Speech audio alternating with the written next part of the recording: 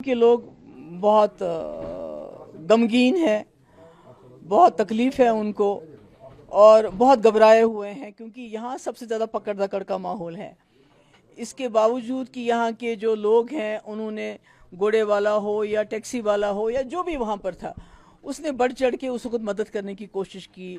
अपनी पीठ पे उठा के टूरिस्ट को अस्पताल लेके गए, खून दिया, यहाँ तक कि आदिल शाह ने अपनी जान भी दी। ये नज़ाकत है, इसने भी कई लोगों की जान बचाई उस वक्त। तो पर उसके बावजूद जो पकड़ दकड़ शुरू होगी उसमें सबको ओवरग्राउंड वर्कर या टेररिस्ट समझ के उनको बुलाते हैं, बंद करते हैं, शाम को छोड़ते हैं, फिर बंद करते हैं। मतलब कोई पहलगाम में कोई सैकड़ों लोग इस वक्त बंद हैं, बाकी जगह भी बंद है। तो मुझे लगता है ये सही बात नहीं है, ये नहीं होना चाहिए क्योंकि जब कश्मीरियों ने अपना दिल खोल दिया है तो अब मुल्क के लोगों को भी भरोसा करना चाहिए और ये जो पुलिस की पकड़ दकड़ है या आर्मी के जरिए पकड़ दकड़ है, इसको बंद किया जाना चाहिए। आप आज जब लोगों को एड्रेस कर रही थी तो इस बात का जिक्र कर रही थी कि जिस तरीके से लोगों की पकड़ धकड़ की गई है, 4000 से ज़्यादा लोगों की गिरफ्तारी को डिटेन किया गया है, उनसे पूछताछ कर रही है, माफ़ कीजिएगा, पुलिस जो है। आपको लगता है कि लोकल्स का इन्वॉल्वमेंट हो सकता है? क्योंकि फारूक साहब का भी एक बयान आता है, उनका इतना बड़ा इंसिडेंट विदाउट लोकल सपोर्ट के it will be not possible. देखिए, ये तो इन्वेस्टिगेशन की बात है ना। मैं नहीं समझती हूँ फारूक साहब जैसा इतना बड़ा कदावर लीडर, वो भी कश्मीरी लीडर, को ये बात कहनी चाहिए थी क्योंकि ऑलरेडी हमारे मुल्क के अंदर बड़ा ख़राब माहौल है। आपने देखा कैसे हमारे स्टूडेंट्स की पिटाई हो रही है, हमारे ट्रेडर्स की पिटाई हो रही है, जो उनको दुकान में जगह देते हैं उनको बोलते हैं हम तुम्हारी दुकान जला देंगे अगर तुमने कश्मीरियों को नहीं निकाला। यहाँ पर पकड़ दकड़ का माहौल है, तो फारूक साहब के कहने से वो पकड़ दकड़ में और ज़्यादा तेज़ी आई। मुझे नहीं लगता ऐसा कहना चाहिए, हमें इन्वेस्टिगेशन का इंतज़ार करना चाहिए। कितने कश्मीरी मुलवस होंगे, अगर होंगे, पहले मेरा दिल नहीं मानते, अगर होंगे कितने होंगे, एक दो या हज़ारों की तादाद में।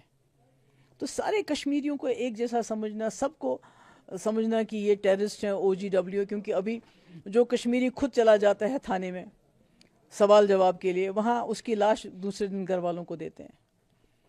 तो ये मुझे लगता है ये बहुत ज़्यादती है, इसका ये अच्छी बात नहीं है, बहुत बुरी बात है। पहलगाम में हम देख रहे हैं पहले 7000 8000 टूरिस्ट आया करते थे, अब गिनती के 500 आ रहे हैं। आप खुद सेल्फी पॉइंट से होकर के गुजर रही थी, आपने देखा होगा। अब तो अमरनाथ यात्रा शुरू होने वाली है, पवित्र यात्रा है, लाखों लोग पार्टिसिपेट करते हैं। एक डर जो है वो पूरे देश में फैला हुआ है कि पहलगाम से ही यात्रा करनी है, आए कि ना आए। आप खुद यहाँ पर मौजूद हैं और कश्मीर के एक आम नागरिक होने की वजह से, एक हिंदुस्तानी के होने की वजह से आप क्या मैसेज देना? नहीं, मैं आज इसीलिए पहलगाम आई। एक तो मैं लोगों की बात सुनना चाहती थी, मैंने सुना लोगों में डर है, खौफ है, उसको दूर करने के लिए। दूसरा, ये जो टूरिस्ट हैं, कुछ लोग आए हैं, मैं उनको सलाम करती हूँ और ये बताने के लिए आई हूँ कि कश्मीर जो है वो आपका इंतज़ार कर रहा है, ख़ासकर जो हमारे यात्री आएंगे। आज तक यात्रा जो भी आई है, पहलगाम में कभी हमला नहीं हुआ है।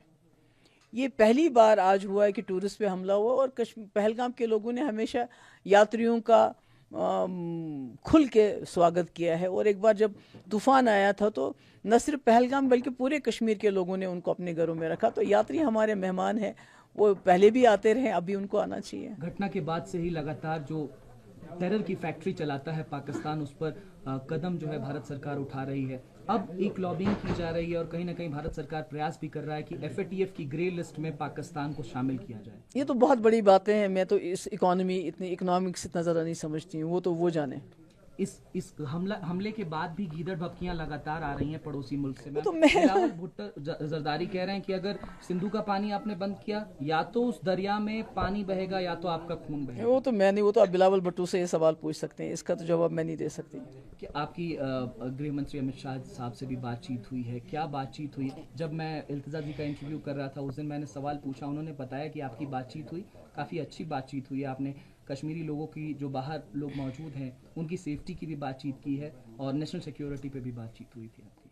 नहीं, मेरी बात तो ये हुई थी, एक तो मैंने उनको कंडोलेंस किया, ये जो हमारे 27 लोग शहीद हुए उसके लिए उन अपना जो है दुख एक्सप्रेस किया और उनके ख़ानदानों के साथ हमारी सिंपैथीज़। और दूसरा, हमें उन दिनों में बहुत सारे कॉल्स आने लगे थे बच्चियों के, लड़कों के और ट्रेडर्स के कि हमारे साथ बड़ा ख़तरा है, हमें डर लग रहा है। तो मैंने बहुत सालों के बाद पहली बार जो है अमित शाह जी से बात की और ही वॉज़ वेरी नाइस, और उसके बाद कुछ ना कुछ रोकथाम भी होगी। फारूक साहब से जब मैं इंटरव्यू कर रहा था तो मैंने पूछा कि क्या अभी भी ग्राउंड बचा है, क्योंकि कश्मीर से ये राग निकलता रहता है कि पाकिस्तान से बातचीत से रास्ता निकालना चाहिए क्योंकि कश्मीर पिसता है, ऐसा तमाम पॉलिटिशियंस कहते हैं। क्या अभी भी वो जो थ्रेड है बच जाती है बातचीत की इस घटना के बाद भी? वक्त एक जैसा नहीं रहता है। यहाँ जब करगिल हुआ था तो कभी आपने सोचा था कि वाजपेयी जी करगिल के बाद जब वो बस लेके गए थे, उसके बाद करगिल हुआ, उसके बाद पार्लियामेंट पे हमला हुआ, तो ये तो वक्त एक जैसा नहीं रहता है। न लोग एक जैसे रहते हैं, न सरकारें एक जैसी रहती हैं। तो ये तो कानून है कुदरत का कि बदलाव आता है, कभी अच्छे के लिए आता है, कभी बुरे। आज हमारा बुरा वक्त बहुत ज़्यादा है कि हमारे यहाँ इतनी शादतें हुई, टेंशन है, यहाँ भी टेंशन है, मुल्क के अंदर भी टेंशन है, पार भी टेंशन है, सरहद पार भी टेंशन है। तो ये तो ऐसा नहीं रहेगा, हमेशा तो ऐसा माहौल नहीं रहता है। तो एक बार फिर हालात सुधरेंगे और उसके बाद पॉलिटिकल प्रोसेस क्या होना चाहिए, क्या नहीं होना चाहिए, उस पर हम बात करेंगे। जब मैं तमाम आपकी रैलीज विधानसभा चुनाव के दौरान कवर करता था, डाउनटाउन में मैं मौजूद था जब आप एक रैली कवर कर रही थी, वहाँ पे बहुत ज़्यादा लोग मौजूद थे। आपके जाने के बाद जब मैंने उनसे बातचीत की, उन्होंने कहा कि महबूबा जी कहती हैं कि आर्टिकल वापस आएगा 370, स्टेटहुड की वापसी होगी, चुनाव हो गया। मेरे ख्याल में आज मैं किसी और मौजू पे बात नहीं करना चाहता।